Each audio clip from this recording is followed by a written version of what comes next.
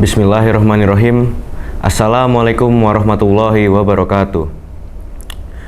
Alhamdulillahirabbil alamin. Wassalatu wassalamu ala asrofil anbiya'i wal mursalin wa ala alihi washabbihi ajmain. Amma ba'du. Yang terhormat para hadirin hadirat rahimakumullah. Pada hari ini saya akan memberikan kutum singkat mengenai nuzul Quran dan sejarah turunnya Quran pada zaman Rasulullah. Salah satu nama bulan suci Ramadan yaitu bulan diturunnya Al-Quran. Seperti Allah Subhanahu wa Ta'ala nyatakan dalam Al-Quran surat Al-Baqarah ayat 185, bulan Ramadan adalah bulan yang di dalamnya diturunkan Al-Quran. Al-Quran diturunkan sebagai petunjuk bagi manusia, dan penjelasan-penjelasan mengenai petunjuk itu serta pembeda antara hak dan yang batil. Hadirin hadirat yang dirahmati Allah, ketika Rasulullah SAW berusia 40 tahun, beliau mulai cemas melihat masyarakat Mekah. Beliau cemas kenapa masyarakat Mekah menyembah patung-patung berhala. Saat itu, ada sekitar 360 berhala di sekitar Ka'bah. Ada 4 berhala terbesar, yaitu Hubal, Lata, Manat, dan Uzza. Berhala pada saat itu berbentuk hewan ataupun manusia, dan bahkan pembuatannya bisa dari batu, kayu, tembaga, bahkan emas dan perak. Sebelum menyembah berhala, masyarakat Mekah sebenarnya merupakan golongan orang yang beriman menyembah Allah, sebagaimana yang telah diajarkan Nabi Ibrahim, kemudian dilanjutkan oleh Nabi Ismail. Tapi, karena pengaruh orang yang bernama Amir bin Luhai yang mengajarkan praktik menyembah berhala, akhirnya masyarakat Mekah pada saat itu terpengaruh dan meyakini bahwa dengan menyembah berhala akan membuat mereka terhubung dengan Tuhannya. Dalam kecemasannya, berangkatlah Nabi ke Gua Hiro, melakukan perenungan, berpikir, dan meminta pertolongan kepada Allah. Dan pada malam ke-17 Ramadan, Nabi Muhammad dikejutkan oleh kedatangan Malaikat Jibril.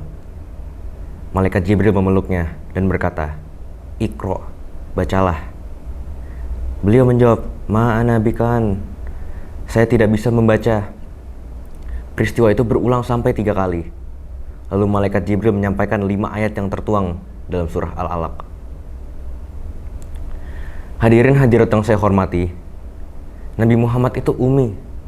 Beliau tidak bisa membaca maupun menulis. Apa hikmahnya Rasulullah tidak bisa membaca maupun menulis?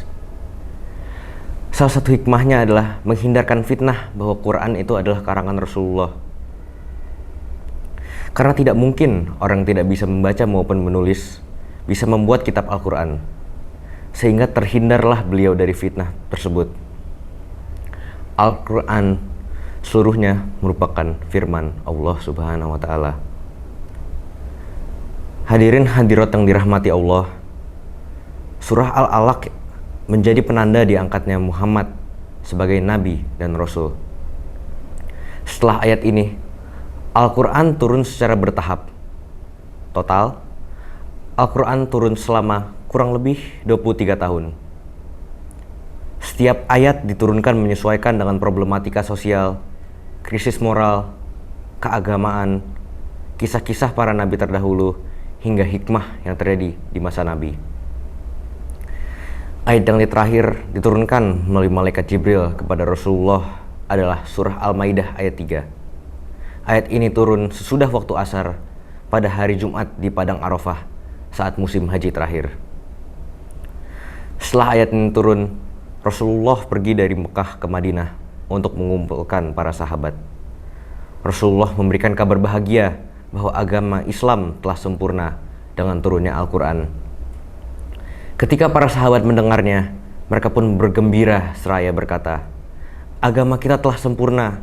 Alhamdulillah, agama kita telah sempurna." Kemudian Al-Quran dibukukan pada zaman Utsman bin Affan. Hadirin hadirat yang dirahmati Allah, peristiwa dan sejarah turunnya Al-Quran itu kini diperingati sebagai malam nuzul Quran. Malam nuzul Quran adalah malam yang penuh keberkahan. Allah Subhanahu wa Ta'ala akan melipat gandakan pahala umat Islam yang beribadah pada malam ini. Pada malam turunnya Al-Quran, para malaikat juga turun ke bumi untuk memberikan doa kepada setiap orang yang beribadah. Untuk mendapatkan keutamaan ini, umat Islam dapat memperbanyak ibadah dengan beritikaf di masjid, tadarus Al-Quran, memperbanyak zikir, memperbanyak sedekah, sholat tarawih dan witir, hingga tahajud, serta memperbaiki sikap dan perbuatannya. Hadirin hadirat yang dirahmati Allah, bulan suci Ramadan adalah bulan turunnya Al-Quran. Maka di bulan ini semakin mantapkan iman kita kepada Al-Quran dengan wujud meyakininya, mengimaninya, membacanya, mengetahuinya, dan mengaplikasikannya pada kehidupan sehari-hari. Semoga Allah memberikan rahmat dan karunia-Nya kepada kita, dan semoga kita mendapatkan bagian dari kemuliaan Ramadan. Amin ya rabbal alamin. Saya Alfitada Faisal Wahyudi, mohon undur diri. Terima kasih atas perhatiannya, dan semoga apa yang saya sampaikan bisa bermanfaat. Alhamdulillahirabbil alamin. Wassalamualaikum warahmatullahi wabarakatuh.